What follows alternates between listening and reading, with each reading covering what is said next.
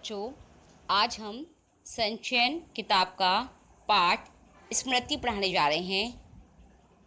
जैसा कि ना शीर्षक से स्पष्ट हो रहा है कि स्मृति का मतलब याद। इस पाठ में लेखक श्री राम शर्मा ने अपने बचपन की एक ना भूलने वाली घटना का वर्णन किया है कि किस तरह से उन्होंने अपने बचपन में सांप से लड़कर चिट्ठियों का बचाव किया। इसका चित्रण किया है। यह कथा आत्मकथा शैली में लिखी गई है।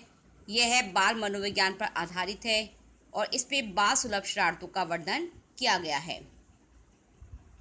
ठंड का मौसम था। लेखक शाम के समय अपने साथियों के साथ खेल कूद में व्यस्त था। वे अपने साथियों के साथ बेर तोड़ रहे थे कि तभी एक आदमी ने लेखक को आवाज़ दी कि तुम्हारे भाई बुला रहे हैं। लेखक अपने छोटे भाई को लेकर घर की ओर चल दिए। साथ में उन्हें हृदय में किसी अपराध के कारण पिटने का डर भी लग रहा था। परंतु जब वे घर पहुंचते हैं तो उनके बड़े भाई पत्र लिख रहे थे, तो उनका यह जो डर था वो गायब हो गया। जब वे घर पहुंचते हैं तो लेखक ने के बड़े भाई ने उन्हें चिट्ठियां दी और कहा कि उन्हें मक्खनपुर पोस्ट ऑफिस में डाल आना। ये चिट्ठियां बहुत ज़रूरी हैं, इसलिए आज शाम की डाक से निकल जानी चाहिए। लेखक और उसके भाई अपने जाने की तैयारी करने लगे। उनकी माँ ने रास्ते के लिए भुने हुए चने दिए, एक धोती में बांध कर दिए और ठंड से बचने के लिए लेखक और उसके भाई दोनों ने अपने कानों को धोती से बांध दिया। उन्होंने अपनी चिट्ठियों को टोपी में सुरक्षा की दृष्टि से रखा क्योंकि उनके कुर्ते में जेब नहीं थी। दोनों भाई अपना अपना डंडा लेकर चल दिए और वे लोग एक ही सांस में गांव से 4 फर्लांग दूर उस कुएं के पास गए जहां एक अति भयंकर काला सांप पड़ा था। कुआं कच्चा था और 24 हाथ गहरा था। उसमें पानी नहीं था। लेखक और उसके सहपाठी स्कूल जाते समय उस कुएं में प्रतिदिन ढेला फेंकते थे और सांप की आवाज़ सुनते थे। लेखक ने आज भी एक ढेला उठाया और उछलकर एक हाथ से टोपी उतारते हुए सांप पर ढेला गिरा दिया। टोपी के हाथ में लेते ही तीनों चिट्ठियां कुएं में जा गिरी। लेखक को लगा मानो जान निकल गई है। वे दोनों कुएं की पाट पर बैठकर दहाड़े मारकर रोने लगते हैं और पिटाई के डर से उन्हें सच बोलने और झूठ बोलने की भी हिम्मत नहीं हो रही थी। कुछ देर बाद वे फैसला करते हैं कि लेखक अंदर जाकर चिट्ठियां निकालेंगे।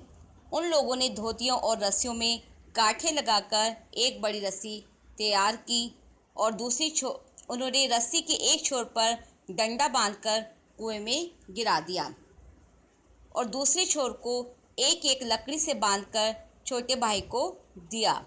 नीचे सांप फन फैलाकर बैठा था। लेखक धीरे धीरे नीचे उतरने लगे। सांप के फन की ओर लेखक की आंखें टिकी हुई थी। नीचे डंडा चलाने का स्थान नहीं था। लेखक को अपनी योजना असफल सी लगने लगी। 2 चिट्ठियां सांप के पास पड़ी थी तथा एक चिट्ठी लेखक के पास पड़ी थी। चूँकि अभी तक सांप ने कोई हमला नहीं किया था, इसलिए लेखक ने भी डंडे से फन को दबाने का प्रयास नहीं किया। डंडे को लेखक ने जैसे ही सांप की दाईं ओर पड़ी चिट्ठियों की तरफ आगे बढ़ाया, सांप ने अपना विष छोड़ दिया जो डंडे पर लगा। डंडा लेखक के हाथ से छूट गया। सांप ने डंडे के ऊपर 3 प्रहार किया। छोटे भाई को लगा कि लेखक का अब काम तमाम हो गया है और उसकी चीख निकल गई। लेखक ने डंडे को उठाकर फिर लिफाफा उठाना चाहा, परंतु सांप ने फिर वार कर दिया। इस बार लेखक के हाथों से डंडा नहीं गिरा, परंतु सांप का पिछला भाग लेखक के हाथों को छू गया। लेखक ने डंडा पटक दिया।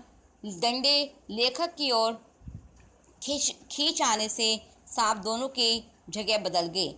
लेखक ने तुरंत ही लिफाफे व पोस्टकार्ड चुन लिए और धोती वाली रस्सी में बांध दिया, जिन्हें उनके छोटे भाई ने उन्हें ऊपर खींच लिया।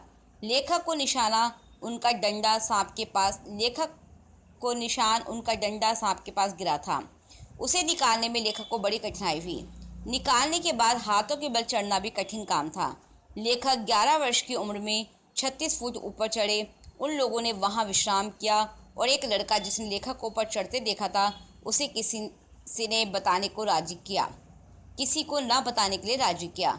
इस प्रकार से 10वीं पास करने के बाद लेखक ने यह घटना माँ को सुनाई, तब माँ ने अपनी गोद में उठा लिया।